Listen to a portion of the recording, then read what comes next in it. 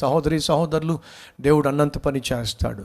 నెబుకద్నెజరుకు చెప్పాడు, నువ్వు ఒక మానవ మృగముగా మారిపోతావు, అడవి జంతువుగా గడ్డి తినే విధంగా చేస్తాను, కానీ నీ తప్పు నువ్వు తెలుసుకొని నీ పాపాలు నువ్వు విడిచిపెట్టినట్లయితే ఈరోజు నువ్వు కలిగి ఉన్నటువంటి స్థితిని, స్థానాన్ని నీకు అలాగే ఉంచేస్తాను, నీ ఇష్టం ఏం చేస్తావో.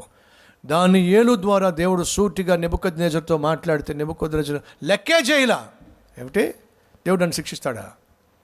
ఒక మానవ మృగంగా నేను గడ్డి మేస్తానా? ఈ సింహాసనాన్ని తొలగించేస్తాడా? నిజమా? చూద్దాంలే. మూర్ఖంగా ఆలోచించాడు. 365 రోజులు దేవుడు టైం ఇచ్చాడు, పట్టించుకోవాలా. దేవుడు ఏం చేశాడు? నెబుకద్నెజరు లాంటి వాడిని సింహాసనం పై నుంచి తరిమి వేశాడు, అడవిలో గడ్డి మేసేటటువంటి ఒక మానవ మృగంగా మార్చిపడేశాడు. ఆ తరువాత నెబుకద్నెజరు తప్పు తెలుసుకున్నాడు, క్షమాపణ కోరుకున్నాడు, దేవుని యొక్క శక్తిని ఏమిటో అర్థం చేసుకున్నాడు, సాక్ష్యం ఇచ్చాడు. ప్రశ్న, ఇశ్రాయేలీయుల వాళ్ళే దేవుడు నిన్ను ప్రాణంగా ప్రేమిస్తున్నప్పటికీ కూడా పట్టించుకోకుండా శిక్షించబడేంత వరకు వెయిట్ చేసే ఆవిరైపోతావా? సమస్తాన్ని తగలబెట్టేసుకుంటావా? శ్మశానంగా మార్చేసుకుంటావా? అతి గతి లేకుండా జీవిస్తావా?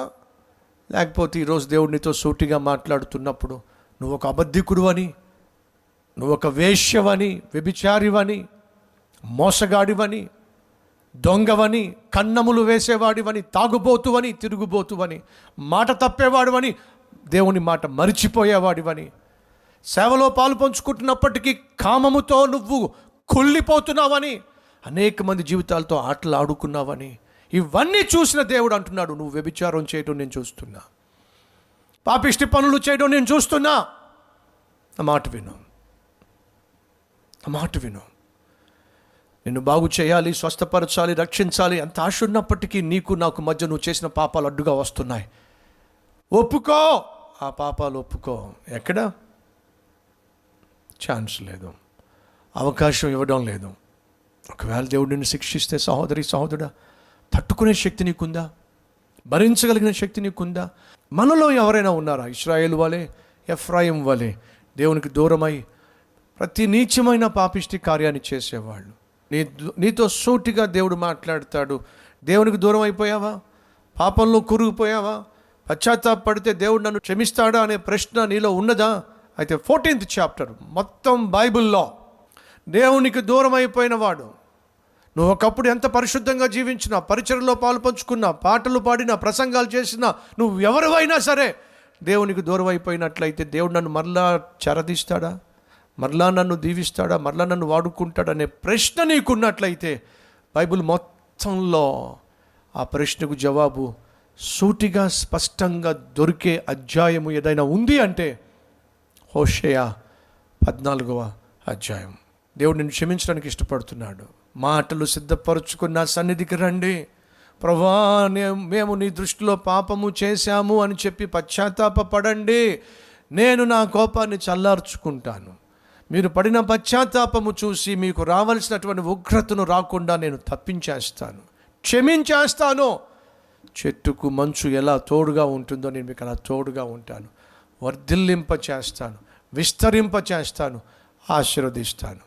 దేవుడిస్తున్నటువంటి ఈ ఆహ్వానాన్ని మనలో ఎంతమంది అంగీకరిస్తారో, అంగీకరించేవాళ్ళు మీరు ఉన్న చోట నాతో పాటు కలిసి ప్రార్థన చేస్తారా? Let us pray.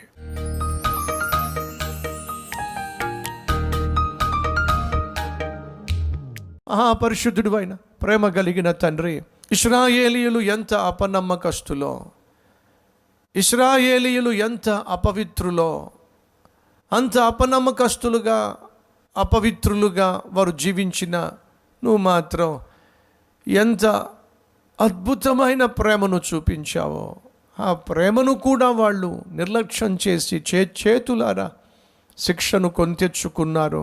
నాయనా ఎన్నోసార్లు నీ ప్రేమను మేము నిర్లక్ష్యం చేశాం, నీ క్షమను మేము ఆసరాగా తీసుకున్నాం. సిలువలో మీరు కార్చిన రక్తాన్ని నాయన మేము నవ్వులు పాలు చేశాం, మమ్మల్ని క్షమించండి. ఎందరైతే ఈరోజు ఈ సందేశాన్ని విన్న తర్వాత తమ జీవితాన్ని దిద్దుకుంటున్నారో, తమలో ఉన్న ప్రతి అపవిత్రమైన కార్యాన్ని, కలాపాన్ని ప్రభువా ఈ సమయంలో కన్నీటితో ఒప్పుకొని విడిచిపెడుతున్నారో, వారందరినీ క్షమించు నాయనా. నువ్వు మాటిచ్చావు కదా, నేను క్షమిస్తాను, నేను కనికరిస్తాను.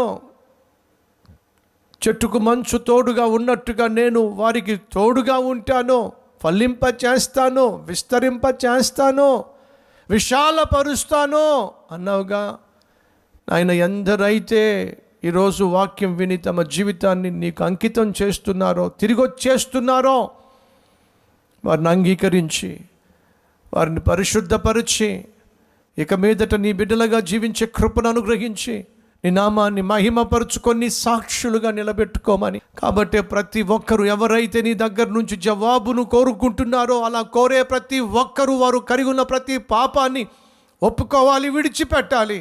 ఫలితంగా నీతో సత్సంబంధము, సమాధానము, సహవాసము కలిగి నిత్యము నీ సన్నిధిని అనుభవించాలి, సమృద్ధిని పొందుకోవాలి. అట్టి కృప దయచేయమని యేసుక్రీస్తు నామం పేరట వేడుకుంటున్నాము తండ్రి, ఆమెన్.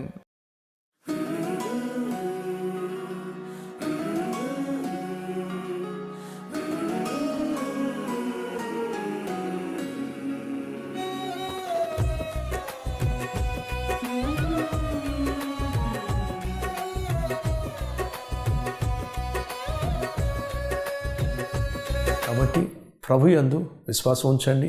ఏ సమస్య వచ్చినా ప్రభుతో పంచుకోండి. అలాగే ప్రభు ప్రేమను క్రియల్లో చూపించండి. ఆయన గూర్చి తెలియని వారికి తెలియచేసే ప్రయత్నం చేయండి. దేవుడు మీకు తోడే ఉండును గాక. మళ్ళా రేపు ఇదే సమయంలో మళ్ళీ కలుసుకుందాం. అంతవరకు ఈ సందేశాన్ని షేర్ చేయండి, లైక్ చేయండి, కామెంట్ చేయండి. సెలవు.